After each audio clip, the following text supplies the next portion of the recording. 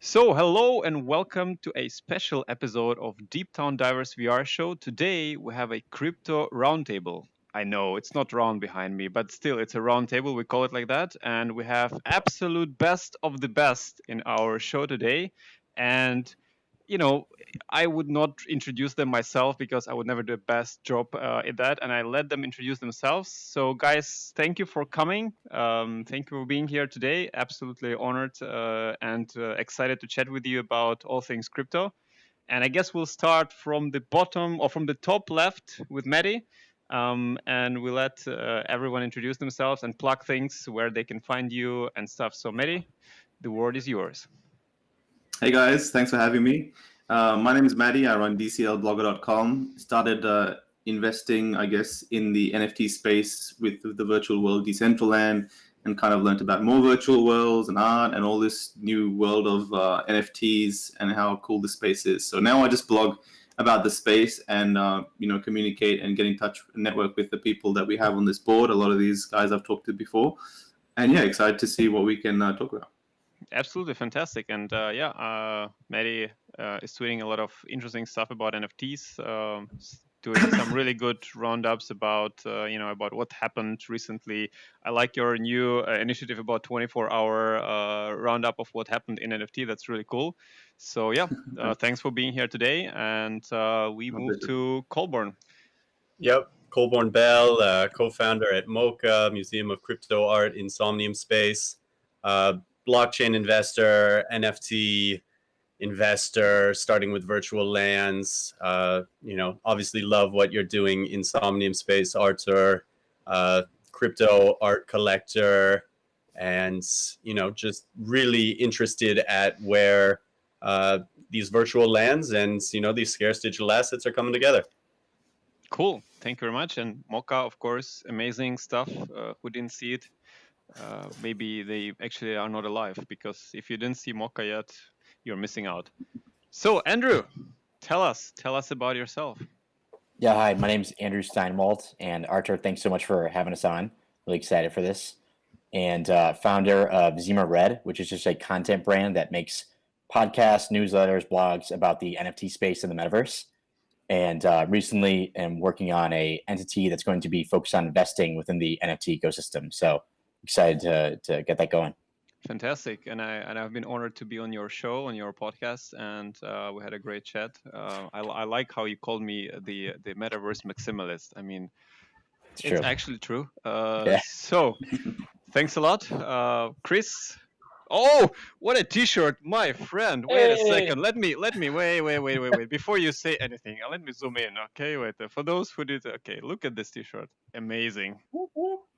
So let's Hey everyone, let's continue. Chris Bell. I have a background of web design, so I got into blockchain a few years ago, and I made an ERC20 token, an ERC721 token. I have fun with it. I like to make new things and break new things. So developer kind of at heart, and I've also had a background of real estate, so I got into the land ownership. So my favorite NFTs right now are Somnium Space Land and ENS names. So full-time blockchain now. Fantastic. Yeah, and we know each other for a long time already, and it's been a hell of a journey. So thanks for what Definitely happened with has. my hand. Yeah, hell of a journey. Thanks for being here today, Pablo. It's on you. We don't hear you. You're muted. Thank you for having us, and thank you everybody in this chat. It's really great to be here with you. I'm Pablo. I'm a founder as well as at Mocha. I've been an investor in the blockchain space for some time, and recently in the NFT space. And yeah, excited to see the innovation that this industry brings along. Absolutely. Thank you for being here. And again, who didn't see Mocha, didn't see anything. And yeah, I mean, myself, I'm the founder of Somnium. I'm also a host and creator of Deeptown Diverse VR podcast, or the show, the virtual reality show. Love what I do because, in this show, I tend to meet best of the best people and tend to ask them questions and chat about anything. And I guess my first kind of like an intro question would be, because this show, not all the people who are watching this show are actually into blockchain and NFTs.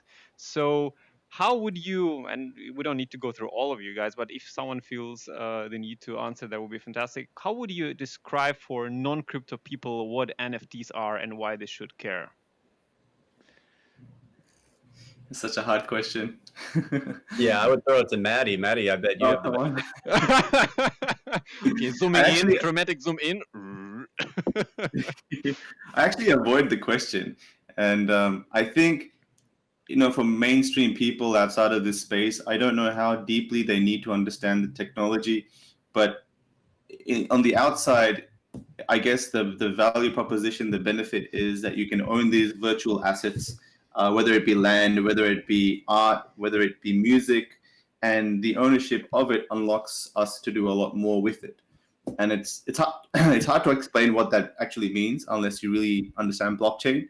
So usually when I try and explain it, you're gonna have to backtrack and explain blockchain as well, and stuff like that. But the use cases are the best things to give examples for. So virtual art, where you can traditionally, where you had to download it from a USB, maybe if you go to an art gallery and buy some art, but there's no real ownership there. But in this case, with tokens and NFTs, basically they're individual tokens that represent unique items, whether it be games, art, virtual land, and all that kind of stuff. Again, usually I show people pictures.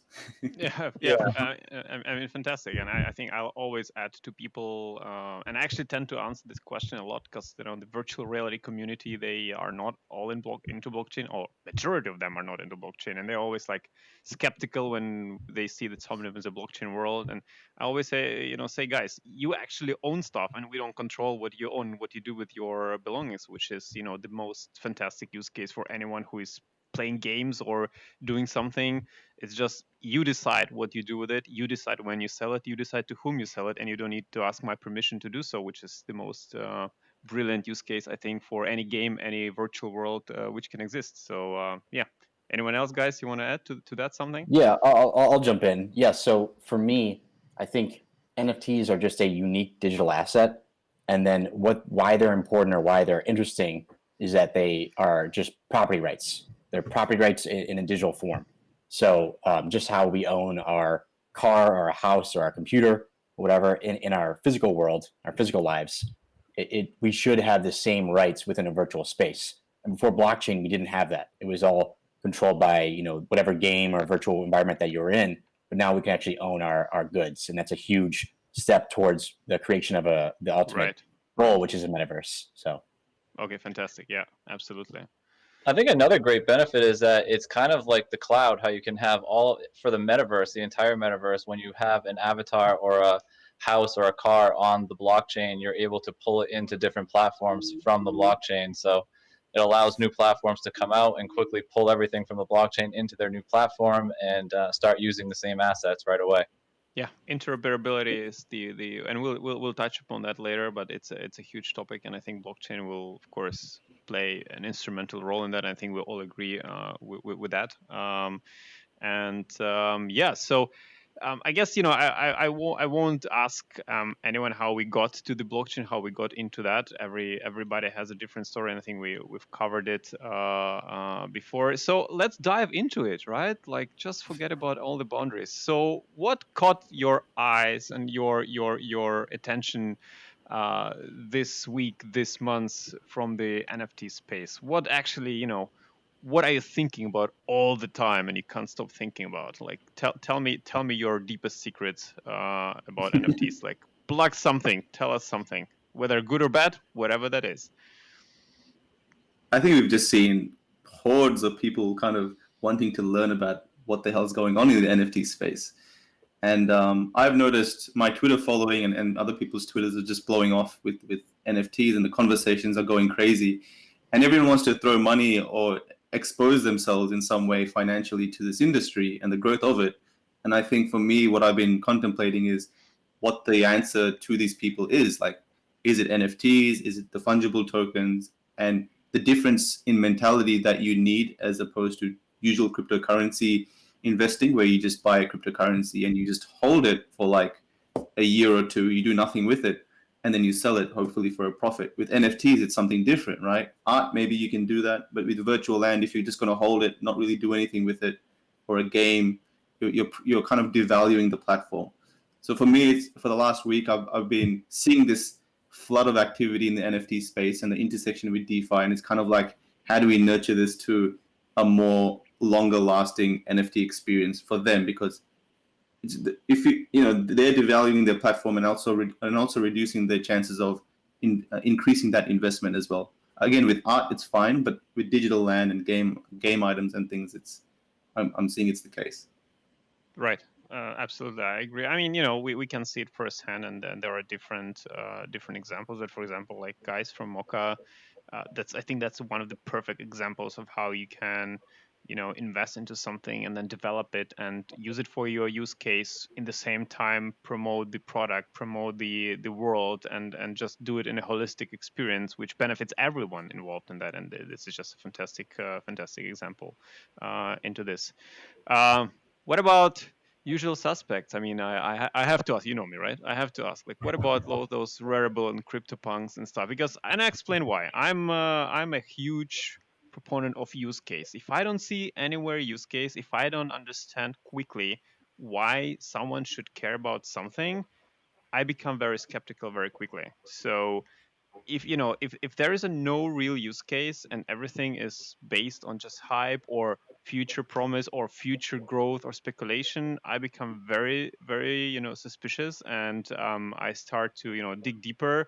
And if I don't find it in the second attempt, that becomes a problematic point for me. So let's just have Rarible as an example. Like, what do you think, guys? I mean, the platform, I love the website. I love how the website is looking. I love the functionality of the website, and it has some flaws, but still, it's a really nice product. Let's call it like this. But at the same time, we have Rare token, and we have enormous amount of tokens being distributed every week and distributed in the past, and then people, buying those tokens allegedly, because some people were able to sell them for a huge amount of profit from nothing.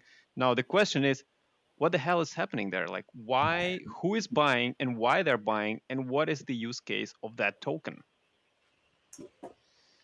Well, this is probably for me, So I was quite early to Rarible, and the way I see it is that it's an intersection of NFTs and DeFi, right? And a lot of DeFi communities are basically growth hacking their way to more users by providing governance on the platforms that they participate in, right? So people with the Rarible token, that is strictly a governance token. Now, some artists on the platform are valuing their work in Rarible, presumably because they want to have a governance decision in the future of this platform. I'd say largely governance tokens remain unproven, but at the end of the day, you could imagine some whale on the other side accumulating this to eventually make a governance decision whereby they allocate more of the resources of this platform to themselves. So I would say that would, I think money is probably the largest incentive. Okay. Regarding the governance token, I can add a few things. So, I think I'm an old school person, even though we're a blockchain based world, but I'm an old school person. Like, governance token, in my opinion, and we see a lot of those right now. And if someone says we have a governance token, I mean, we have Somnium cubes. I can make you decide whether you want that button to be yellow or green, and I can call Somnium cubes a governance token, and you will make the decision based on holding of Somnium cubes, and that button will change the color. But to be honest, it will not affect anything.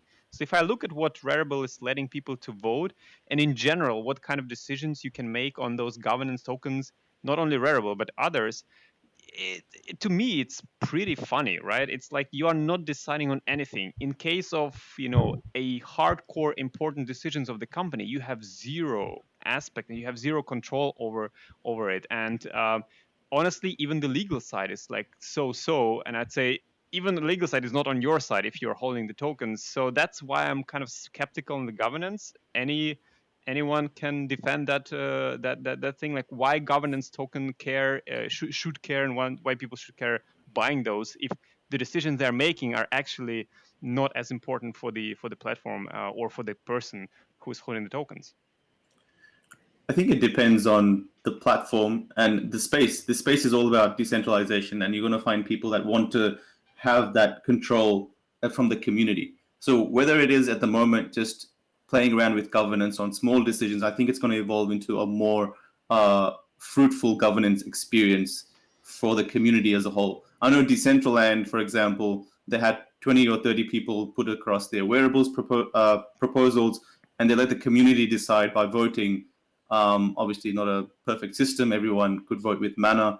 The top 10 went through. Now, if Decentraland themselves centrally handpicked those 10 of the 28 people, then again, it's one of those things where it's moving more towards centralization, and you want to pull that away from them and let the community kind of govern the direction of the platform. I do agree in a certain way, Artur, with you that governance tokens itself at the moment, the value of them and the pricing of them and the value proposition is there, but I think it's completely sometimes overrated. I mean, some of these projects are tens of millions of dollars, hundreds of millions of dollars worth of market cap because the token is just a governance token. And I think you need a lot more utility to justify a price like that. Right. Yeah, it's for me. I'm a hardcore use case guy. Maybe that's my flaw, but I need to see the real stuff, the real meat on the bone. Like if I don't see that, I'm immediately the red alert in my mind comes out. So Rari, I think Rari is just going nuts because of everyone's making money. Yeah, that's 100%. Even though we're all looking for use case and utility, fact. but the fact is everyone's making money. Yeah, but who is buying? Who is buying that? Who's buying? I'll definitely ask Alex when I talk to him. The use case is clear for the people who are earning. The incentive is clear. 100%. But like, who is actually buying that token? What's your best guess? Who is buying that token and why? Sorry, I'm just dominating this conversation. I'll let you guys give your opinion. Just dominate. It's all right. We'll come to everybody. Will get a chance to talk. But just if you it's just that through my Twitter, because I'm making a lot of posts and getting a lot of answers, I'm realizing a lot of things. And one thing I realized just recently is how much money is actually coming from the DeFi space. We're in market caps of tens of millions. They're in market caps of billions. So we had, for example, Insure, if you guys have checked OpenSea, they're ranking number 1. They had like 4,000 Ethereum volume. And my first instinct was, this has got to be wash trading. This is bullshit. Like, how can, in a 7-day period, how can you have over $1 million in the NFT space? It's quite rare unless you're running a pre-sale. So it's actually not bullshit. It's actually people buying these insurance NFTs that back, their exposure to risk pooling. And what they realize is a couple of people just bought out all of those NFTs and they staked those NFTs to earn safe token. And the money in that area is just wild. So I'm thinking, something like Rari, where it is somewhat exposing itself to the DeFi community, maybe some of them that buy money is coming from some of that area. They also got an investment from CoinFund. Maybe CoinFund are providing some of that liquidity too. And they also got some tweets from Andre, who's the guy from YFI, I think. So there is some interest and some hype around it, or there was before it kind of blew up. And I'm thinking maybe that's offsetting the dumping that's happening from people that claim they're Rari. For me, it's just crazy to see it sustain its price, even though everyone's claiming and selling their Rari. But yeah. Yeah, I don't hear about too many people buying Rari either. And I think that the incentive is clear for everybody that wants to go on and sell something or buy something on Rarible to earn the token. That's clear. That's easy. We all want to do that because we can sell it for $10. The question is, why is it selling for $10 and who's buying it for $10 and what can you do with it once you buy it for $10?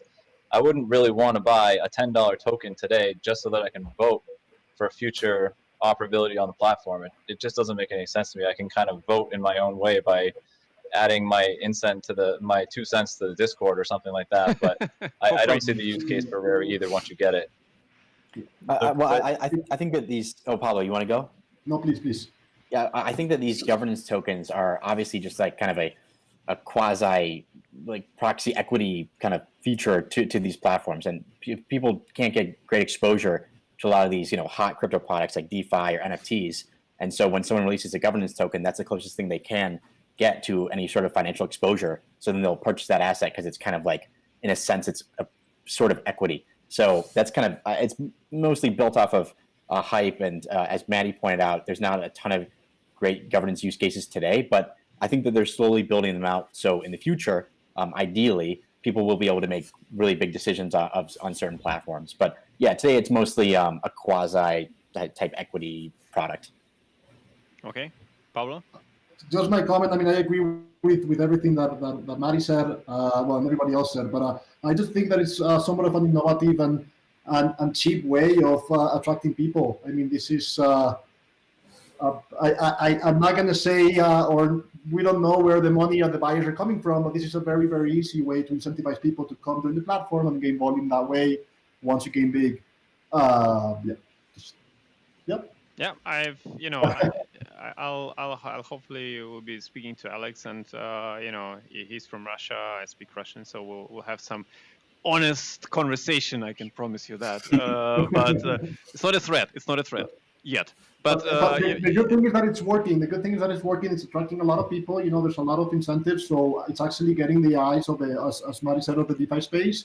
So a lot of money has been coming into the space because of this. So and a lot of artists are also using it too. That's the key is that artists are using it. They're getting paid, and they're happy. And if but whatever is behind and around that, a lot of things are coming from that buying purchase power, which is coming in, and that's why it allows other ecosystems around it to work. We have to remember that, but also. Of course, I can say one thing, and it's been proven to me several times in the last few days. The quickest way to sell art right now, if you own some, is to place it on Rarible, because like I've seen examples where people were, owning some art and placing it on Rarible and selling it within 30 minutes for tenfold of what they paid for it on non-origin or super rare maybe a month or two ago.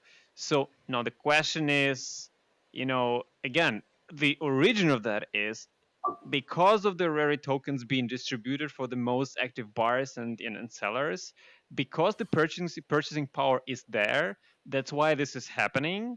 But why the purchasing power is there, we have no idea. And that what bothers me a lot, because, it might end up really well, but it also might end up really badly, and there's nothing in between. Okay, so that's what is a question, but we'll find out, and we'll keep you posted, of course, and hopefully I'll have Alex on my show, and I'll just interview him, and we'll dive deep into that, and I'll ask some questions, and we'll have a lot of fun. So let's hope that is happening soon. All right, so what about other projects, guys? What are you looking at? What are you trading right now? I know, Pablo, you just posted something in the group about some Tamagotchis with financial DeFi things. So tell us about that. I'm curious. I'm open-minded, and I'm curious to learn more, because I understand that gamification is a big concept of everything. But still, like, what is the, why would people care? And maybe tell a little bit about that project if you want. I'll speak briefly on it, because I'm still also in the learning stage. But it just seems that that they have been able to gamify the. What's the name of the project? Let's name the project, because people don't know what it's called. Avegotchi, and I know that we have some fans around here of the project. But what they pretty much have done is they've been able to gamify financial instruments. And with all this craze that's going on in DeFi, you're going to be able to using Aave. I don't know if you know the lending platform, the protocol. Just to use their products and just stake collateral in these NFTs, and just the whole experience being gamified. And I believe that it's the first game where the actual items have intrinsic value, and with everything that's happening in the NFT space and DeFi space, and with all the farming going on, I really think it's going to attract a lot of interest.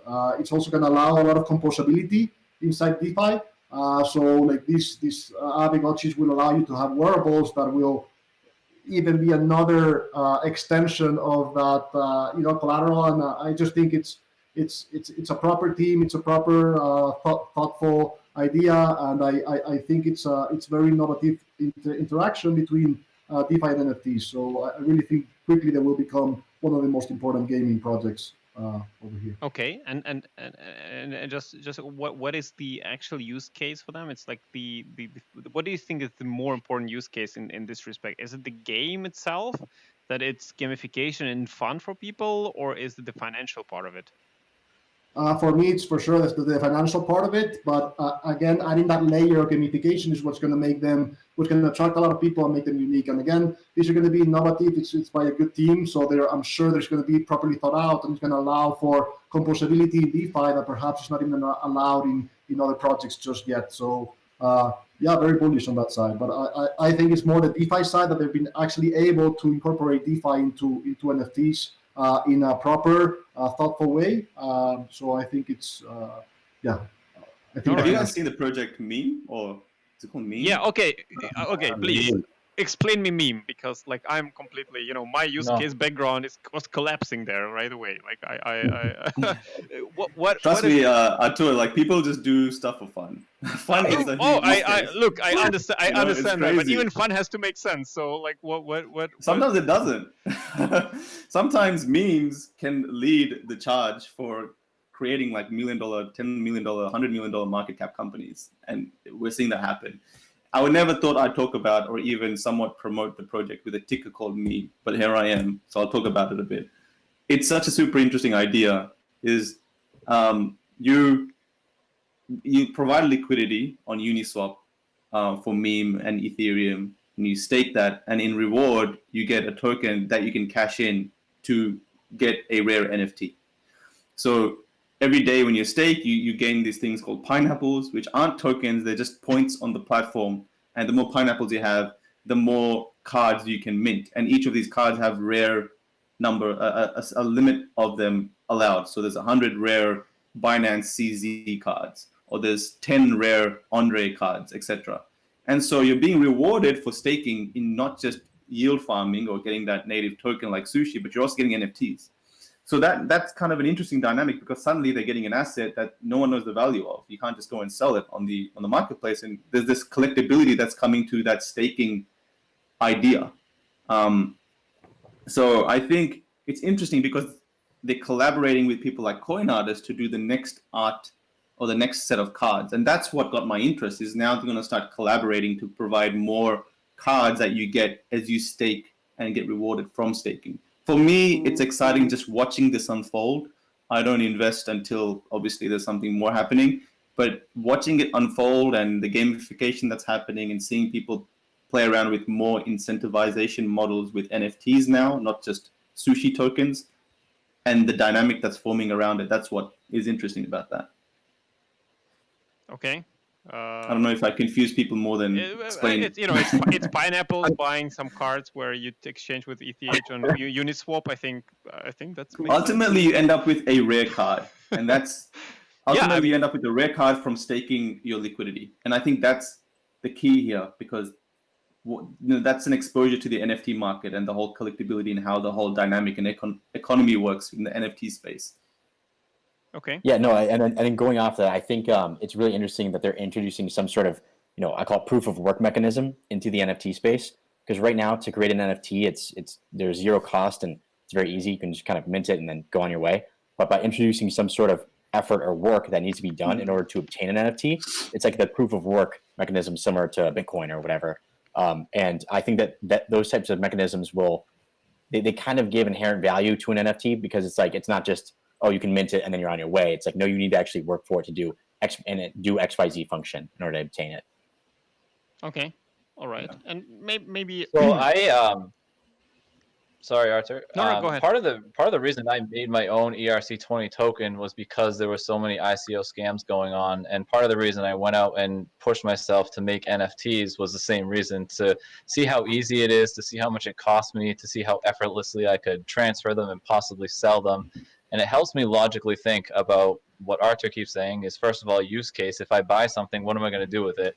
What's the value to me? And so some of these things, like I mean, the meme thing, I understand it. I get the incentive, and the rarity thing, I get it. I get the incentive. I just wouldn't go out and buy any of the end result of any of that stuff. So you can go out there and you can, mint your own stuff. You can work hard to get your governance token. You can put all that effort in. You can use that platform instead of OpenSea, and you can do that stuff. But what are you doing with the stuff in the end? You're just collecting it. I mean, I can give away free NFTs too. I'll give away a bunch of them. I'll give everybody one at the end of the show. It doesn't mean it's worth anything tomorrow. It doesn't mean anything happened because of it. It's just another NFT that I minted for $1. Yeah, that's another view on it. Andrew? No, I'm gonna jump in and Colburne. just say, like, we can't underestimate, like, broadly the context that we're in right now.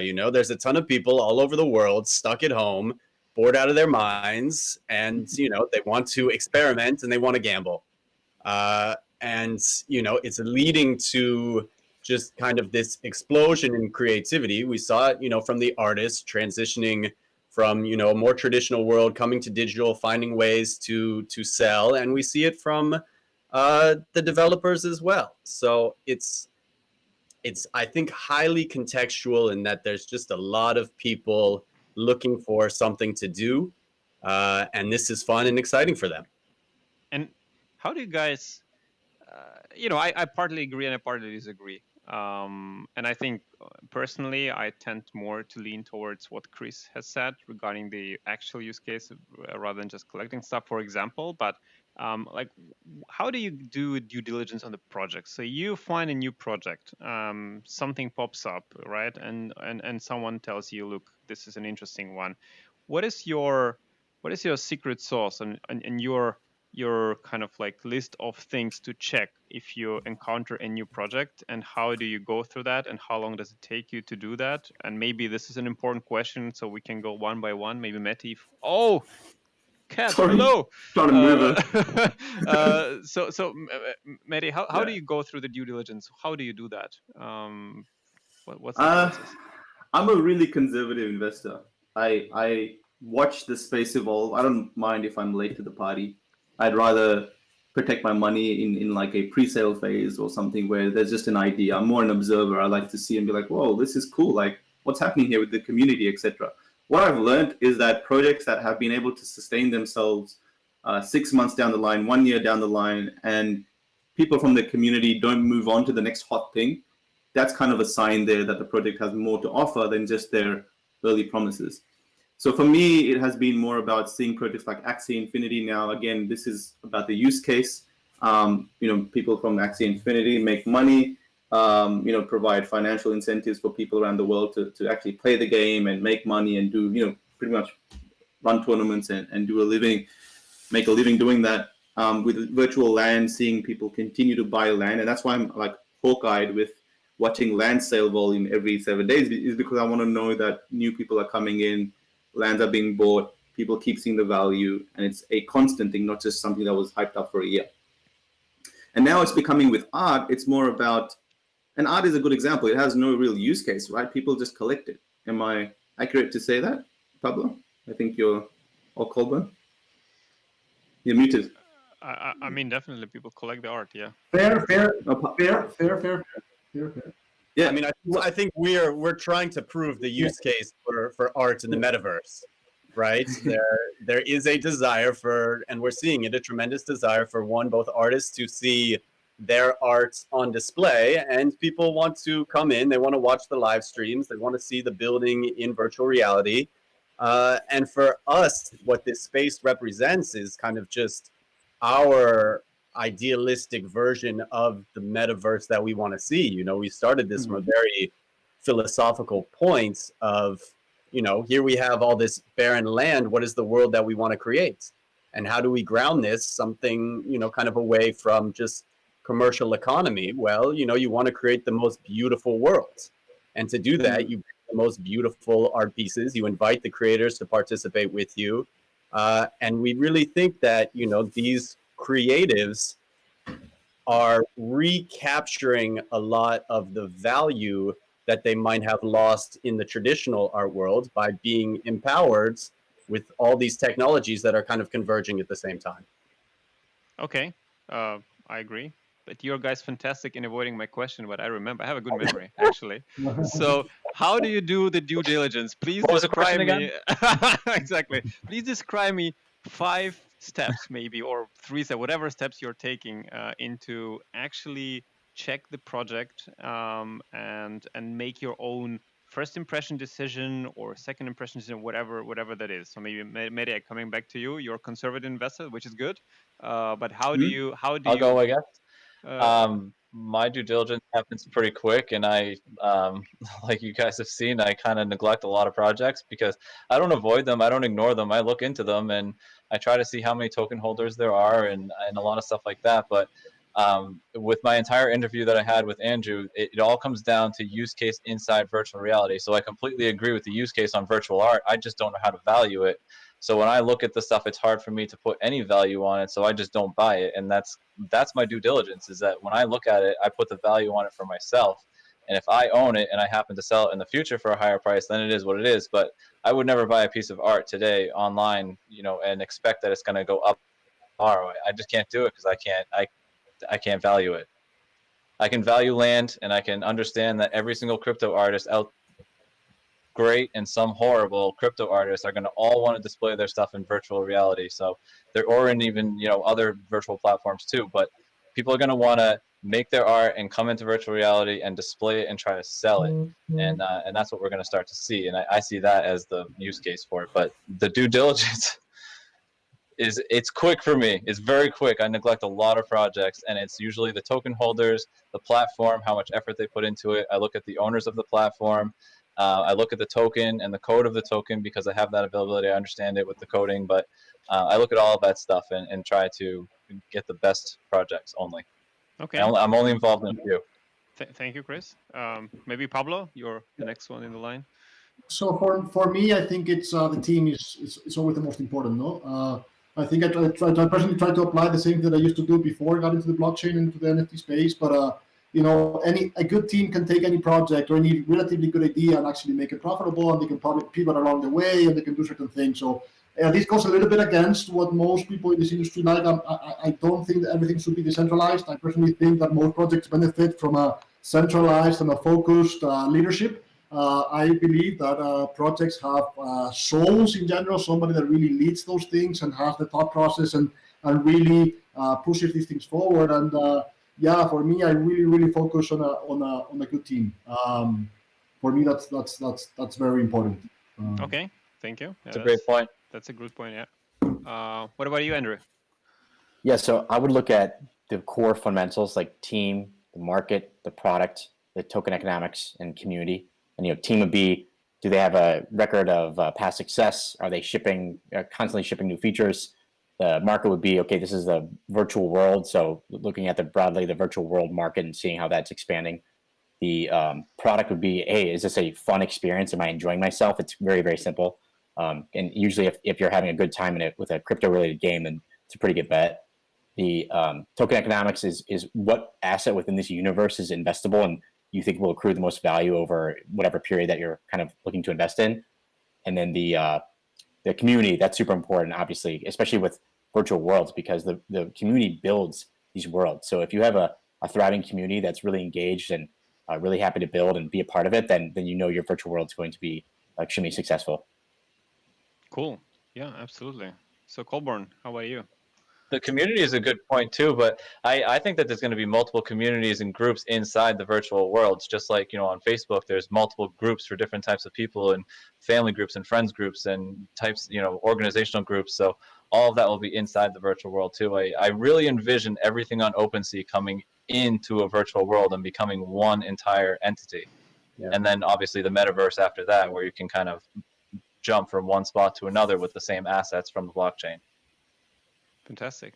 Colburne? Yeah, look, I mean, I think Andrew really nailed it, and all I can speak to really is the process of kind of how we came into Somnium Space to begin with, right? We had numerous calls with you. We jumped into the Discord. We found a thriving, supportive community. We found, an active marketplace on OpenSea. We were intrigued by the idea of virtual worlds. We thought these were just fundamentally undervalued, and to watch your team execute and the quality of the experience that you were giving, and to jump into VR and to experience that was kind of just our first step into knowing that the virtual land was valuable, right? And then we asked ourselves, what is it that we want to do? We're not here to speculate on virtual land. We actually want to be inside this world. We want to build, we want to add to this community. And for us, the answer there was art. We thought that was the way to bring others in, to create a visually stunning experience, and something that we could begin to collect and add value and build a marketplace for this asset that people could actually see and begin to understand. I tell this to people all the time, but I could explain the concept of blockchain to my mother 1,000 times. She would never understand it. Right? But I can put the VR headset on her. I can bring her into the museum. She can understand that I own the lands, I own the building, I own the art, and whatever's happening in the background, it doesn't particularly matter. Right. Yeah. Thanks for that. And I mean, since we're already at the metaverse, let's do a little bit of a deep dive into virtual worlds, which are in the blockchain. And let's start with Somnium, and let's start with good and bad things about every project in your opinion. Okay, whatever that is, just name it. Don't be ashamed. Just start and just destroy me. All right. So let's start with, I don't know, with Chris. Like, Chris, what do you think, first of all, about Somnium? What is good and what is bad? And of course, just name the same stuff about CryptoVoxel, Decentraland. What are your thoughts about those worlds? And let's be really honest. Like, forget about who I am. What are we doing right now? Absolutely interested to hear the worst and the best of it, because our idea is to learn and get better, and that's what we are doing. And let's dive into it. So, Chris. Well, you always instilled in the fact that. Sorry, cutting off it. Yeah, I have a hard time saying anything bad about Somnium Space, and I think anyone who knows my history, who came from Decentraland and then moved to Somnium Space, the reason I did it was because of virtual reality, because of how close Somnium Space was to Ready Player One. And the only thing I see, the only difficulty I see is adoption, because we have to continuously teach everybody about the VR headsets and adopting to that, and the blockchain, and a few other things. So those are, I think, some pain points for everybody in all VR projects, but is kind of explaining to the new people how to do it and how to get into it without, thinking it's a scam or something. But I don't have anything negative to say about Somnium. I'm sorry, Arthur. I have plenty of negative things to say about other projects, but not Somnium. Okay, what about CryptoVoxels? So what are your thoughts, exposure to CryptoVoxels? I think the only thing that deters me away from CryptoVoxels is just simply the design. It's just not for me. I'm a real world kind of guy, and like I said, Ready Player One type of guy. So I understand the appeal that some different people like that type of thing for CryptoVoxels, which is great, good for them. But it's the look of it that really kind of pushes me away. And then with Decentraland, it was just the fact that it was not VR first. So I have the headset and everything. I want to get into VR, and I think VR on blockchain is just the #1 thing going forward. So if Decentraland comes back to VR, I'd probably get back there too. But the other thing I don't really love about Decentraland is the fact that they don't create the entire world for you like you do too. In Somnium is with the sunrise and the mountains and the lake and everything that's already there for you in the background. So you don't have to worry about other people, in your way or anything. You're all kind of part of the same world, so you have something in common. Okay, thank you. What about you, Pablo? Oh, can you hear me? Yes. Yeah. So I think I actually agree with a lot of the things that Chris said. I think Somnium, well, everybody knows like how immersive it is compared to the other metaverses, and I think that's the positive. It really allows you to really design these experiences that, in my opinion, are the most immersive. And on the negative side is certainly that it's a big tech barrier to entry for a lot of people at the moment. And that is, I think, the biggest problems. And then one that it shares, I'm sorry, Artur, but one that it shares with all the metaverses is I still have not seen a in-game currency that I personally like. That's for We have all such a the nice logo of Somnium Cubes. Come on, man. of course. So yeah, so I like all the I like some of the things that are happening, but there's a lot of innovation still to happen in in-game currencies, in my opinion, and we'll see a lot of that in the coming months. 100%. And yeah, for crypto voxels, I agree with Chris. It's just personally the aesthetics don't do it for me. But on the positive side, it is very simple to just hop in, and go and meet people there. For Decentraland, I think it was the first one. It was very innovative. I think what it represents, and it really opened up the gates for everybody else. Personally, for me, I think it's a little bit too game-ish for me, and I'm unsure of if it didn't have a blockchain component, if it would have that many people, because compared to the user experience of other, I guess, games or universes, I think it is perhaps not very functional yet or very capable yet. I do hope though that they keep on improving, and then because they've been doing some very, very, in my opinion, important things for the community and for the industry. Very, very important things, and I'm a fan. I'm a general fan of Decentraland. Cool. What about you, Andrew? Yeah, so I guess things that are bad, quote unquote bad. Somnium, I would say you have to download the clients, and kind of there's that little bit of a tech barrier. And even though it's just comparatively, It's huge. It's huge. Yeah, no, it actually is. It's super easy, obviously, but comparatively to the other worlds where you just click enter and you're in, then that's obviously a barrier. And then for cryptovoxels, I would say the bad thing is definitely from an investor standpoint, land inflation. We don't know what the total number of parcels is. That's definitely a negative. And then from DCL, it's the difficulty of building things in worlds. So it's difficult to create content for that world. And so that's a huge barrier for creating content. So yeah, each one has their own cons, but I guess pros, Somnium, obviously how incredible it is in VR and how good it looks. I would say it's by far the best looking blockchain-based virtual world easily. And then with cryptovoxels, I would say the ease of building and creating content is really its strength. And then for DCL, I would say the community is just really, really strong and really powerful and super passionate. So those are my pros and cons. Okay. Why did you say it's hard to create content in DCL? I haven't tried before, but I was just wondering why. Just because there's no in-world builder, and you have to, from my understanding, because I haven't actually built content in DCL either, but you have to have some sort of so there's that simple drag and drop in-world builder. There's not a really robust one where you can kind of create what you want. It's more of what they give you versus hey, I can create my own. The SDK, the drag and drop builder. The SDK you would upload. Well, I guess Matty can answer that question. Yeah, Matty, let's hear. Yeah, so the building side of things in Decentraland is twofold. One for people that know a little bit more about the tech side of things and can use the SDK to make things like games, etc. And I think what Andrew's saying is that if you want to build a fruitful experience, if you want to build a customizable experience, you have to know how to code. And there's no solution at the moment. Actually, they just dropped a voxel pack. And I think they dropped their drag and drop video screens and drag and drop images and stuff like that. So the builder's going through an overhaul. But traditionally, you could just drag and drop trees and certain buildings, and it wasn't as customizable as, say, an artist wanted to do with building a gallery, etc. I see. Okay, Colburne, we're getting to you, Matty. But Colburne, what are your thoughts? Yeah, look, I think it's called Metaverse for a reason, right? Everybody is going to find their place, their home, and they're going to add value, where they want and where they can access, right? I don't want to rag anything at this stage just because I think there's room for everybody to be together and learn from each other and to pursue different growth and different paths.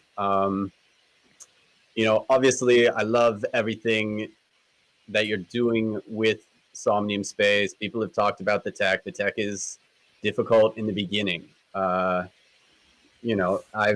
had good experiences in all of the worlds as well. I thought the DCL treasure hunts was fantastic. It was fun to run around and look for different things and see, what people had created for that event.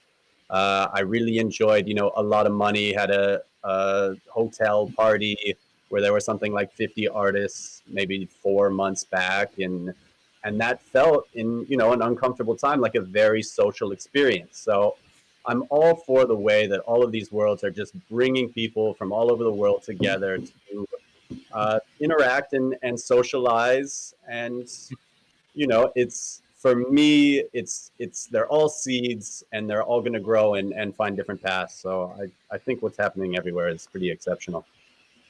Fantastic. So Matty, your turn. I think everyone touched on the exact points I wanted to cover. I got involved with Decentraland because I saw the value I can bring. I can get communities together. I can hold meetups. I can hold conferences. It didn't have as many barriers. You don't have to download anything. There's no VR glasses. Actually, I got into Decentraland because I thought it was going to be VR. And when I pivoted away from that, I realized, can I still add value to the platform? Can I still do something for the platform? So I think me and Chris were kind of in that stage where, what do we do here? And Chris went to Somnium. For me, it was more right, like, what can we do with this? And what for me was a lot about, all right, let's start holding meetups. So for me, the value proposition, or the reason why I'm in Decentraland and I guess crossover with the crypto voxels a lot, is because you can bring crowds of 50 to 100 people because the tech barrier isn't there. Suddenly when you're doing that, there's a lot of exposure and a lot of, I guess, weight, power. You go to someone and say, hey, let's hold a conference. I can get 50 to 100 people to your conference. And a lot of crypto projects would like that sort of a thing to the NFT space, the exposure to the NFT space. So there's a big benefit there as well. And a big lesson I learned from crypto voxels in the very early days, I remember it was the first project I found where I could enter the world. And I was like, this is cool, and yeah, it's nice, you can fly around, but who's going to build these black and white voxels? But what I lacked in my end was not really understanding what the future was going to look like. And so for me, it's extremely important, I think for you guys too, is to talk to the team, keep in touch with the team, know what's being rolled out in the near future, in the midterm to the late future, and to make sure that that's on path of what you want. I wouldn't be in Decentraland if VR wasn't on the roadmap. I wouldn't be in Decentraland if they weren't going to overhaul the builder. I wouldn't be in Decentraland if gaming and funding wasn't there. So for me, these are important check marks that I go through to make sure I continue to add value to the platform. And also tokenomics. Andrew touched upon this, and this is probably my most important thing, is I want to know how the projects are being funded. I think if you continue selling NFTs to fund yourself, it's very difficult because you're diluting the project, early investors, but I understand the proposition because you want to onboard new investors. So with Decentraland, they burn the mana to make more value for the mana token, and that's how you're supposed to incentivize yourself. Buying land is really just to add value to the platform. Has its pros and cons, obviously. Having a fluctuating currency isn't easy, but again, I know funding-wise, they'll be okay, and for me, that's important. So, and it's Somnium Space. I like it because of the aesthetics. You can't compare with Somnium Space. The VR aspect of it, they do VR first. If that's your thing, that's where you go. But again, the tech side of things, the adoption in that, I think it has some time to go. But the moment you can get 50 to 100 people in the space, intersecting blockchain and MetaMask and VR and these tech hurdles that intersect to add not as many people as you'd want for meetups, the moment you start to get that many amounts, and Somnium Space is going to start killing it. So that's my take. Thank you. And by the way, we no bragging here. We had a concert recently, and we had 35 people there actually, and 95%. Nice. I saw that snapshot. 95% were in VR actually, and we had a fantastic time. And it's just awesome. It's just I'm a fan of technology. Okay, I'm not like bragging or something. I just love what I do, and I'm blessed that I can do that. And I actually built this world first for myself, right? Because I wanted to live in such a world. And the fact that we were hosting that concert, with the real artists and the copyright rights and stuff like that, and we've created this experience, and people were enjoying it in real time all together. It's just we'll release the edited video of it soon, and you'll be able to have a look. And a small plug, because why not? It's my show, right? On Saturday, we're doing a rerun of the concert in Somnium. So if you happen to have some time, and you can come in 2D, of course, or in VR, but VR is what I recommend. Just come in, and I really hope you will come because it is a fantastic show. So please do so. All right. So I just want to comment on something, if you don't mind, that I just heard Matty saying. I really think we need to really break all the frictions that are currently in for non-coiners. So we're seeing a lot of development, in my opinion, in both the NFT and the DeFi space for people that are already inside the community, but there's not a lot of steps that make it easy for people to come in. We really need a lot more fiat integration. We need a lot more just easiness of something easy for people to come in and that I can explain to my friends or to my family, to anybody in literally in just a few seconds, rather than having to explain all the process of how the blockchain works, then send it to exchanges, then explain how MetaMask works, how everything needs to be a lot more streamlined. So my general point that I want to make is to all the projects, if any of them are hearing, is really try to focus on this, because you're gonna attract a lot more people. Right now we're a small niche, but we can. This can be a very big thing soon. Yeah, it's true. Good point. It's true, and it's on our to-do list. We're cleaning stuff like cleaners, with stuff, and it's not easy. It's not easy at all. It's not everybody's to-do list. Yeah, we're Everybody's getting doing there. it. When I first got into blockchain, you couldn't mint an ERC20 token without knowing the code first, at least some of the code. And then same thing with ERC 721. And now you can easily go to mintable.com. You can easily go to OpenSea. You can go to Rarible now. You can mint NFTs pretty easily after you create, a picture or some kind of crypto art or something. You can just create them really quickly. So not only the individual companies are creating these things, but other people are creating them kind of in between, and those user interfaces are coming out, which is nice. I agree.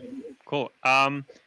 In your opinion, guys, what is the biggest use case you think would be inside the metaverse in virtual worlds? Like, what do you think will drive the biggest traded volume, the interest from people inside the virtual worlds? Whale token. Oh, good that you brought it. Wait, we'll come back to that. Thank you. But apart from whale token, what else? Oh, what else are we? Do you think would be the most interesting part to people, to users, to those who are inside the metaverse? It's going to be different for everyone, right? Some people will jump in there to game. Some people will jump in there to communicate with maybe their grandparents in another country. I think the social aspect of it is hugely underrated. People love to talk to people and get out of and meet new people. That's the key. We're going there because there's a community. If you have a great platform but no one's there, no one's going to visit it, even if it has the best games. So I think, that's going to be the underlying structure, is just going there to meet people and interact and talk about things. And then the experiences around you is just a bonus. All right. Yeah, and you take that one step further for everyone to showcase their talents. Everybody likes to say, hey, look at me, and, get the extra likes on Twitter and all of that. So your crypto art and everything that you're selling, everything that you're creating, you're bringing in with you, and it's kind of on your back as you go into VR and into these worlds to showcase everything that you've done and everything that you can do. So that's going to be a big piece too. Yep. Yeah, I would definitely say sorry to interrupt. I would definitely say that the social aspect is probably would be the biggest component to bring more people into these worlds. And if you can get 100, 200, 300 people into one in-world event, everyone's gonna be talking about that event, and it'll be legendary, right? So I think the more social stickiness that we can put into these platforms, then the more popular that they'll become overall. Yeah, I mean, look, here we are, 6 people all over the world at the bleeding edge of an industry, having a conversation about something we're all incredibly passionate about, right? If when I go home and I talk to my friends, I can't share any of this with them because they have no idea, right? I can't either. And, I love going out and educating people, but why not bring some of the sharpest minds who are at the forefront of an industry to have an intelligent conversation, just like we're doing, and from inside VR, to, just have rapid learning experiences. Right. Pablo? You're muted.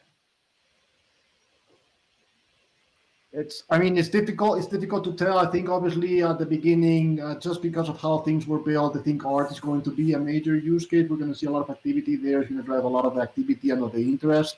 Again, I believe for the first time, these metaverses, what they do is that they allow people to comprehend these processes on the blockchain quite easily. And I think everybody can relate to art, or a lot of people can relate to art, and just to a nice, beautiful experience. So I think art will bring a lot of people to the metaverses.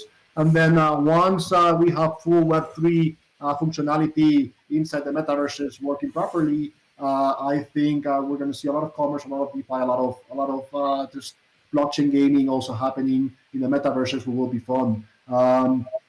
I think we are still a long way from here, and we might need a migration to another chain, which is a topic I don't want to really get in about. But yeah, I think we're going to see once Web3 it's enabled. I think we're going to see a massive growth of just of activity in the metaverses.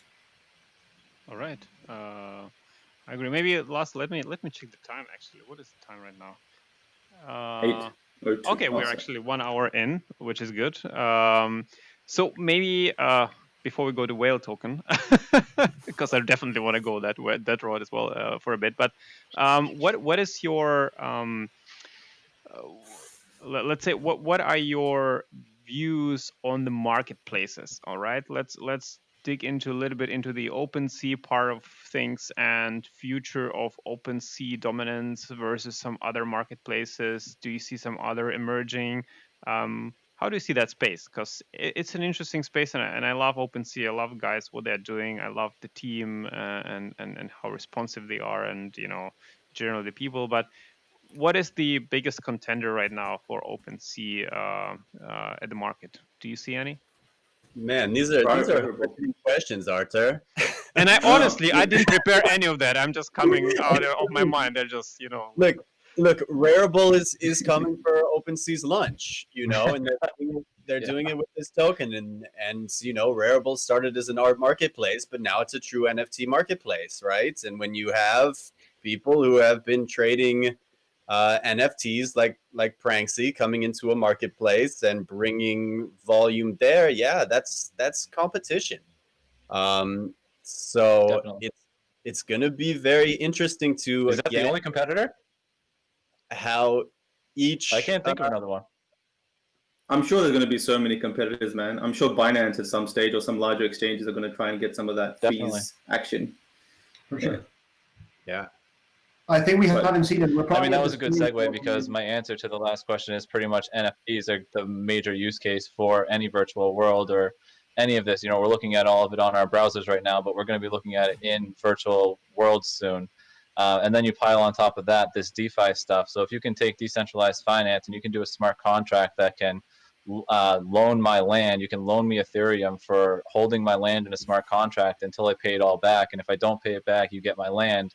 That's a great smart contract for virtual land that will increase the prices, tenfold and allow, all kinds of stuff to happen. But I do think that that's going to be a major thing with the NFTs soon. And DeFi, they're going to start connecting like that. And it's going to just skyrocket the values. Yeah, I think you guys are right. And by the way, we are a bit early. I think it's we're in the Mt. Gox times, of the blockchain, all blockchain trading times. Probably the Binance of the NFTs hasn't showed up yet. I do agree though that Rarible is really digging into OpenSea at the moment. Okay, yeah, I wonder. It should be clear to OpenSea guys as well, and I live their kind of openness to everything. But the way how they list the OpenSea guys list Rarible on their top rankings is pretty hilarious. So hey, OpenSea guys and Rarible guys, well done. And one comment also. Yeah. All right. One thing that I wanted to say though is that I do expect a lot of more specialized NFT marketplaces to come out. So right now, we have like OpenSea, which is the biggest one that really encompasses all the NFTs, and it really should be. It is very good as a whole. I really like OpenSea for many things. I'm a big fan of OpenSea, but it is not the best for any of the individual things that we have. So I expect a lot of competition to come out for those. Okay, so specialization, it's good point. And one comment regarding us being in the browser, like you three, like Chris, Pablo, and Colburne. The only reason why you're not with me here in VR today is because this software we're using to have a conference call it creates an echo with an infinite loop of echoes. So we would just die in echoes here, and I didn't want to do that. So that's why you are there. But next time, whoever can come in here will be in here, because we'll use maybe Zoom or something else, and then it will be solved. But another question, maybe the last one. I don't promise anything, no promises, but the question about the marketplace, since we touched upon them, what about art marketplaces? Okay, we have Known Origin, we have Super Rare, we have Nifty Gateway trying to do some different things. We have whatever Maker's Place and other wearables and stuff.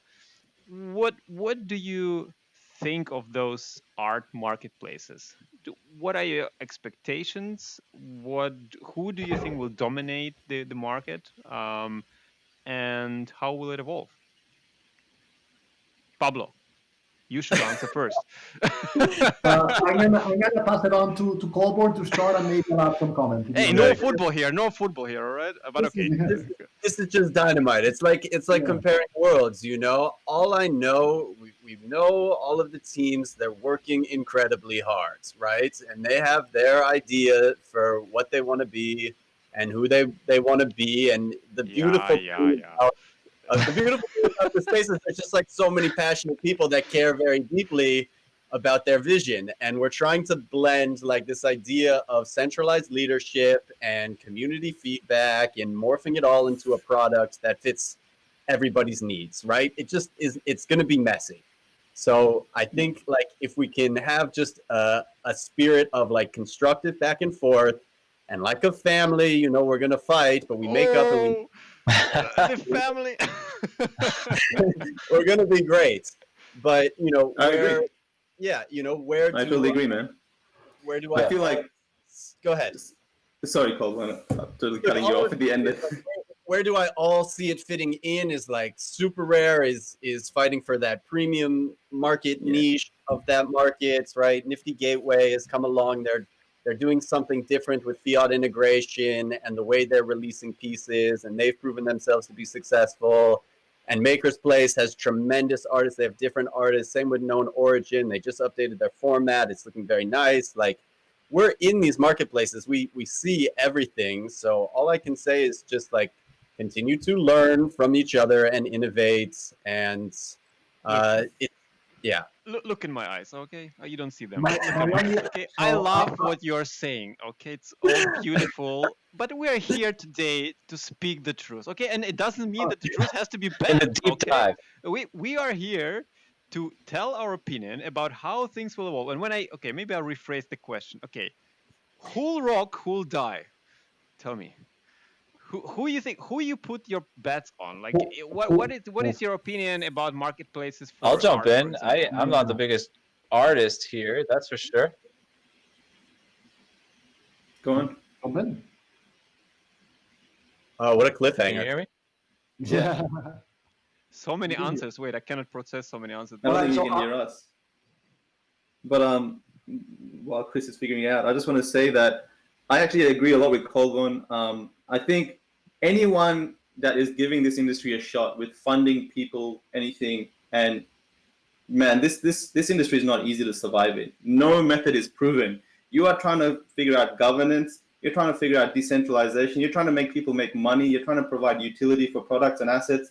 It is freaking not easy. And you're pioneering. Each industry is pioneering in its own way. And in the art area, you mentioned Nifty. You mentioned Maker's Place and Super. They're all doing something very, very different. And everyone's learning watching them. Even Rarible, they came out incentivizing every action you do on the marketplace. All right, it might not be perfect. It might fold. It might do great. Who knows? Yes, there's wash trading. Again, who knows? But watching how that model is taking place and the value or the benefits that come out of it, everyone's watching that. I'm sure OpenSea will pivot. Maybe they'll add their own social currency or some governance token. I'm sure, like Uniswap, they added their own token, right? When Sushi token went nuts, they added their own token to incentivize people in more than just giving fees out for liquidity providers. So right now, it's just a hotbed of innovation, and that's the most important thing. It's just people learning what someone's doing and then adding it to their platform, and that on a very compounding basis is going to accelerate this place so quick. That's the key. In terms of who's going to survive and who doesn't, I have no clue. I got zero clue. I have my bets. I have my pros and cons of each platform, but it's just just watching them at this point is probably more interesting than trying to figure out if they're going to do well or not. Okay, thank you. Very reasonable opinion, but yeah. Just a couple comments, just in general. I don't want to speak about any of them in particular, but so there's going to be two winners, in my opinion, or two sets of winners. Those that go for volume in the lower end, and those that go for the very high end, and you can't win both. So whoever tries to go for both will fail. So either a very curated marketplace for art in particular, where you really have only the highest of the highest things, or something like Rarible, like what Rarible is doing, where it's just blanket, like just volume. But it's going to be very difficult to win both. And then the last thing, the other topic that I want to bring in is that I see a lot of artists and a lot of people in the community just talking about the artists. So this marketplace is not a minting place or a minting platform. This is a marketplace. You need demand and supply. You need collectors as well. A lot of platforms are doing a lot of work for the artists and zero work for the collectors. You cannot bring in, big money, big collectors. You cannot step this up to the next layer if you don't take care of the collectors. And I think a lot of platforms are not doing that just yet, and they're only focusing on the artist and having the artist happy. I think there's a oversupply of art at the moment, and there's very, very little serious collectors looking at this seriously, and we hope it changes soon. Okay, fantastic.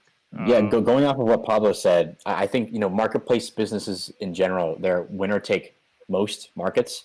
So I think we're going to see very few people standing at the end of this. I think it's going to be, as Pablo mentioned, one player who's more at the high end, one player who's more at the lower end, and that'll probably be pretty much it. And I think it's really interesting to see how these marketplaces compete for artists right now, because everyone wants the best artists, because the best artists can command the highest dollar value per art, and then the collectors follow them to whatever platforms they're at. Mm-hmm. So in terms of who's gonna win, I agree. I agree with everyone. I have no idea, but there's going to be very few people standing. That's just the nature of marketplace business. Gotcha. Thanks. Great answers, guys. Thank you very much. Of course, I wanted to have a more juicy and direct answers, but we'll get there. Maybe we are not here for the last time, right? I'll get you there. But look, maybe last question. Oh, wait. The whale token. Like, tell me, guys. Okay, we've been at Rarible already. We've been at sushi and memes. Where the whale comes into this equation? Please explain it to me, because I honestly don't understand. It's again this my use case thing, and I don't see the use case there. Like, so what is going on? Can I just be like the eternal optimist here and just say, like, Whale Shark was very, very early, right? And to his credit, everybody else, he was in a marketplace of speculators, and he did something, right? And that something was, collateralize his portfolio, right? Bring in a community around that and get people invested in the idea of NFTs, and then use, that community to go out and spread the word. So I think, it's an interesting use case, and everybody is going to find what it is that they want to try and experiment. And I just applaud him for doing something, because there's a lot of collectors out there that are doing nothing and just sitting with these assets in cold storage wallets, hopefully. Okay. Anyone else? Well, I think the whale NFTs are sitting in pretty much a storage too, in a vault, so they're probably not going to be touched too often either. But the scariest thing to me about the whale token is not only that the fact that all of his 1,000, call it, NFTs could increase in value, but now he spread that over an ICO token that has gone up to like $30 or $40 million market cap, that just is nowhere close to the NFT value that he has anymore. So I think that the only way to solve that problem is to get better valuations on NFTs across the board, based on history and based on, a lot more than just a sale price, because you can't just go in and buy a new piece of art for 50 Ethereum and call it a 50 ETH piece of art, unless there was like 35 bids to get it up to 50 ETH, all, inches away from each other. So It's so hard to value these things and to sit there on that entire portfolio, and like you said, and then all of the NFTs are just stuck there. So these people, you're taking something that's typically decentralized, and you have all of these NFTs that normally you should have in your wallet and that you can bring into VR and do things with. Now you have bought this whale token instead, and you have no access to any of the NFTs that you bought. And if there's land in there, you have no access to any of that land either. You can't build on it. You can't do any of what the use case is meant for. Instead, you're buying a whale token that has absolutely no use case.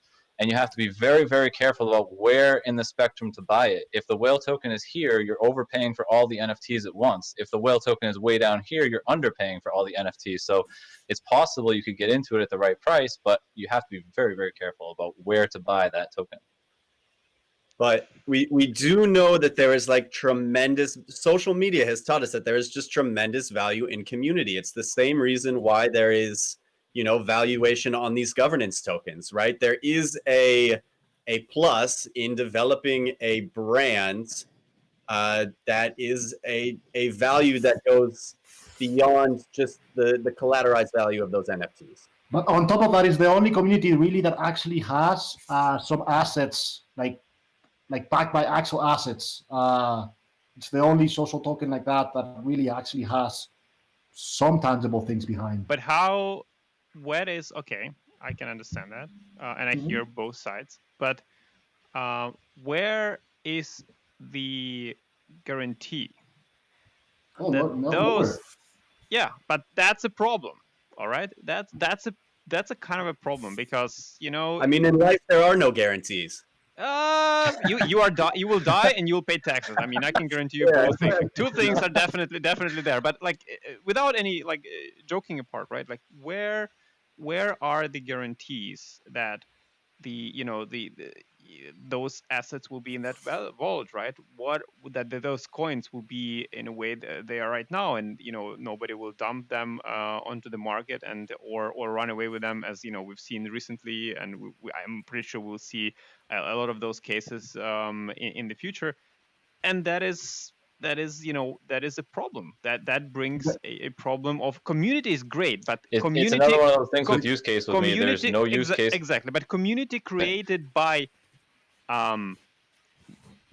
buying assets with money, and community created by incentivizing people on the financial side is good, but most probably not the healthiest way to sustain long-term community. I don't know if you understand what I mean, because if you go now and invest $200,000 and you buy yourself, this is just an example, or invest $20,000 and buy yourself 200,000 followers on Twitter or whatever.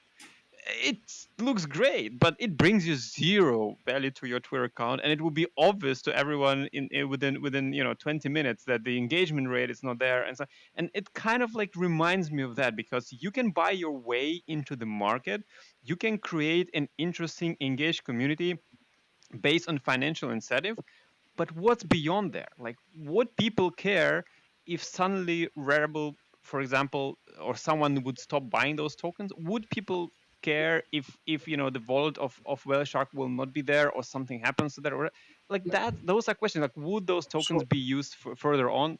That's what I'm kind of bothered. So a couple of things. I am not an expert on this, because I think Whale Shark is actually taking the opposite direction that we are taking with Mocha. But I'll comment on a couple of things. The great thing about this being all an NFT portfolio is that the history will be there. So there's no stealing from his vault. Like, everybody will see that it came from his vault. There's no it'll crumble in a second. There's no incentive for him to do something like this. It's the same thing that I always say with all the other projects. Like, where would the incentive would be for him to steal the thing from his vault? Nothing. If anything, the only thing that I might see with something like this is a dump of whale at a certain price. But yes, but it won't. The vault itself won't go anywhere. You can dump the vault. There's no problem. I mean, you can sell everything in the vault, right? And then one thing that I will say is that, again, in my opinion, so let's say that I take 3 parcels of Somnium land that are each worth 10 Ethereum. So it's a total market cap of 30 Ethereum. And I break it down to 1 million tokens, and I sell off all the tokens that equal exactly 30 Ethereum. And then we have a bubble tomorrow, and my token goes up to like 80 Ethereum. It's just not worth that anymore. And secondly, let's say I raise all that money in a second scenario, I raise the 30 Ethereum in my token and I still own the NFTs. My incentive is that I already collected all the money from the token raise. Now I sell off my NFTs like I was going to anyway. And now I not only sold the equity of my NFTs, now I sold the NFTs on top of that as well. So the incentive is to sell the ICO token that he built, which is the whale token. He could crumble it. He could just dump it. Well, that's a risk you take as an early investor, right? Mhm. You want to wait for a DAO and a governance, multi-sig thing for the vault, then you can invest then. But if you're investing now, that's the risk you take. You're investing in his trust on keeping his word. But when we say I investor, wanna say are one we thing. actually just I one want to say thing? one thing about Whale Shark is that a lot of people seem to be, saying that he's, either a scam or something like that. And I'm not gonna lie, I was the first one that has spoken not negatively, but that I did not understand or respect some of the things that he was doing at the beginning. But I have learned that he's one of the few market participants at the moment that at least I haven't seen him do anything strange. So there's a lot of the big collectors that are doing, either watch trading or just like strange things around. And personally, my experience is that the people that work with Whale Shark and the people that have been around generally have had a positive, fair, respectful experience. And this shouldn't be a good thing because it should be how everybody acts. But it is a rare thing in the industry at the moment. That's just my 2 cents. I agree. Okay, I wanted so- to say something and I forgot.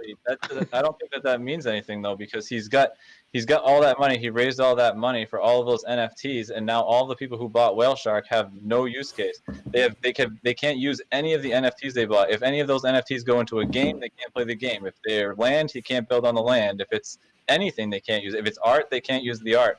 And if I had $1,000 myself to spend on something, I'd rather spend it on one of the items within the vault than to buy the piece of the whole vault and have nothing.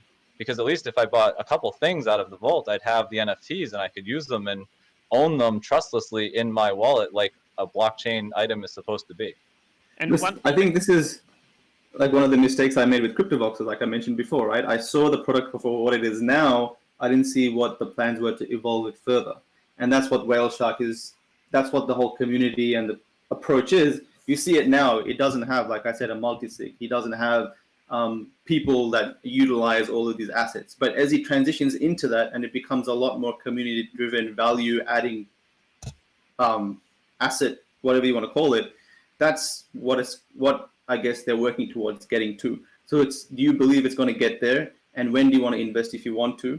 And do you want to participate in that sort of a trajectory for that project? So I agree right now. I know I'm watching it unfold, but if it gets to that stage, which I think it will, like Pablo said, Whale Shark, I've had conversations with him. Seems like a genuine guy. He's very supportive of everyone in the NFT space as a whole. So I'm assuming that only good things are going to come from that thing. But nothing's backed, and at any time you can run off with the money. So that's a risk you take as an early investor. That's how it is. Yeah, so if I could jump in, I think so. Whale, by the way, I'm totally biased in this because I actually hold Whale, so take everything I say with a big grain of salt. But so it's backed by these NFTs, right? And then he's adding in functionality over time, just like Matty pointed out. So it kind of hits your use case maximalism type of deal. And of course, right now, there's not as many use cases as there will be in the future, but it takes time to implement all that. And so, but if you look at something like Ripple. Like Ripple is number 4 in CoinMarketCap.com, and it's worth over $10 billion, right? And it does nothing. So, and if you look at Whale, you just answered your question. You're not helping your cause with that. No. But if you look at Whalecoin, you can see that he by himself has built up this crazy community, and he's adding in more functionality than exists in Ripple already, right? And he's still going through the process of adding more functionality. Could you give me an example of functionality? Like generally, I'm asking because I don't know. Like what is the functionality which you guys are looking forward the most in the Whale token, which you would think it's the game changer for the token in the near future, even if it's not existing anymore right now? So from my understanding, it's not built out yet, but you'll be able to, within the DAO, which holds the assets, the NFT assets, the tokens will be used to actually purchase different NFTs from the Whale vault. And that's not implemented yet, but apparently you will be able to exchange your tokens for actual assets within the vault. I could be wrong though. Sorry guys, I have to run. I have another appointment. This is a pleasure, but yeah, I have to run. If you have a minute, may I have the last question to you, Matty? Of course. So one question I wanted to ask everyone, and I'll start with you, Matty. Where do you see, because we're all into this NFT space, and I'm in VR more, but let's say we're in an NFT space. Where do you see yourself within the NFT space in 5 years, or within 5 years? Man, I was thinking about this yesterday, and I was like, I don't think I'll ever not be in the blockchain space, the NFT space. It has so much projection still to go. I think I'll be hopefully quite wealthy, and I like to be real. And with that wealth, I'd like to accelerate areas that I think are going to be interesting, whether it be virtual land, whether it be art, whether it's going to be music.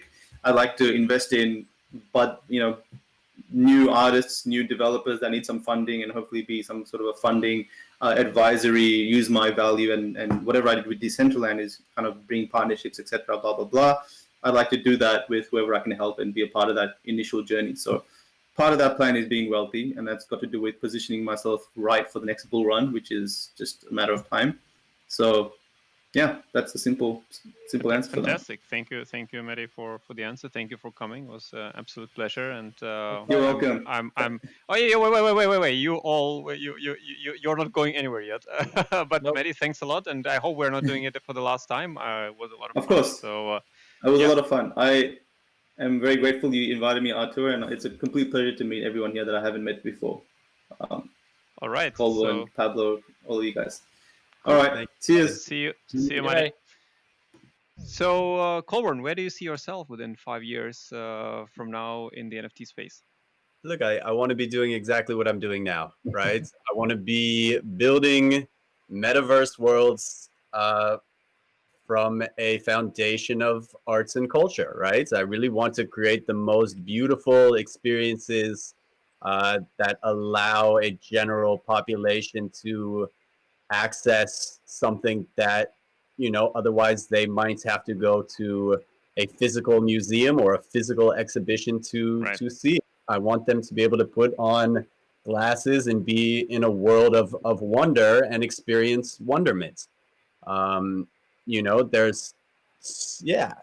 Look at this. This is incredible. And you're telling me in 5 years we're not going to be socializing in worlds that we create from what we believe. I don't believe it. I have to believe that there is a way to iterate faster in digital realms with governance, with the idea of what it means to be community, with how we are all connected, the sharing of information. And I think the first step in doing that is showcasing beauty and empowering creators. So that's what I want to be doing. That's what I'm going to be doing for the next 5 years. Fantastic. Thank you. That's amazing answer. Andrew? Yes, so the mission statement of my firm is to accelerate the emergence of the metaverse, which is kind of a sexy term, but basically what I want to do is I want to be investing, building, and just supporting the whole NFT ecosystem, because I see it as the gateway to the metaverse. And so that's kind of my my mission, and I will be doing that in the next 5 years, 100%. Cool. I hope to see you soon in VR, man. Here. I'm watching you. All right, Chris? Well, I went from my full-time job to kind of working on my own. So that was being financially free was one of the main objectives. But my daughter's going to be 8 years old in 5 years. So I imagine her getting into VR and me having the full bodysuit at that point and all kinds of fun stuff in VR. But yeah, investing in these things like NFTs, but imagining it all in VR rather than just looking at OpenSea and we see somebody who sold a bunch of Ethereum and let's go check them out online and click some more buttons. No, I think it's all going to be in VR. When we see something new, we're going to see it in VR. When we meet somebody new, it's going to be in VR. So 5 years is a lot to come by, and we're already doing all of that stuff in Somnium right now. I mean, we're in VR right now, talking to people and hanging out and doing events and everything. So 5 years is a long way with teleporters, kayaks, everything in active and everything ready to go. So it should be a lot of fun. Thank you. Yeah, 100%. Pablo? Yeah, I mean, a little bit what people are saying. I mean, 5 years is a really, really long time. I hopefully I am doing very similar things to what I'm doing now, which is things that I love to do. Uh, it has been great these last several months in this industry, and it's just exciting to be early and to be part of the evolution of certain industries. And I see myself certainly tied to this industry, and yeah, hopefully doing very similar things. Fantastic. I guess I'll add from myself, if I may. I'm eternally happy and blessed that I can do what I can do as my main job. Um, and I cannot thank myself enough for not, and my wife, for supporting me in taking that leap in 2016, where majority of people even didn't know what VR is. They didn't care. I'm not even talking about blockchain. Um, and just starting this because my inner me just said to me, I want to live in those worlds. I want to be productive. It's not about only socializing, but I want to be able to immerse myself in the world and spend there 5 hours and come out within those 5 hours and after those 5 hours and say, not only I had fun, but I was productive. I was able to earn something, to learn something, and to do something. And that is the vision for the virtual world. What we're building here is that people, no matter where they are, what they do, and what is their background and financial background and whatever, they'll be able to show their inner talents and monetize their inner talents within those virtual worlds, whatever those talents are. And we hope as Somnium to provide those tools for them to be, to do it in the best possible way. So I'm blessed. I cannot, I even 3 years ago, I imagined many things. And I imagined we'll be having some kind of conversation because this is a cross reality conversation. You are in real life, I'm in VR, all happening in real time. Uh, every time I do it, it's mind blowing for me. I feel absolutely blessed that we can actually do it. And this moment came much faster than I anticipated technologically. And the rate where I see, we are accelerating in Somnium and in general technology is accelerating is tremendous. And the future is really, really, really bright. Yeah, was absolutely fantastic to talk to you all. And I really, really hope we'll maybe do it more regularly. And yeah, thanks for accepting my invitation and spending time with me here today. Cool. Thanks, Artur. Yeah, thank you, Artur. Thank you guys, and until the next time, see you on the other side of the monitor. Bye bye. Bye bye. See you guys. See See you. you, Andrew.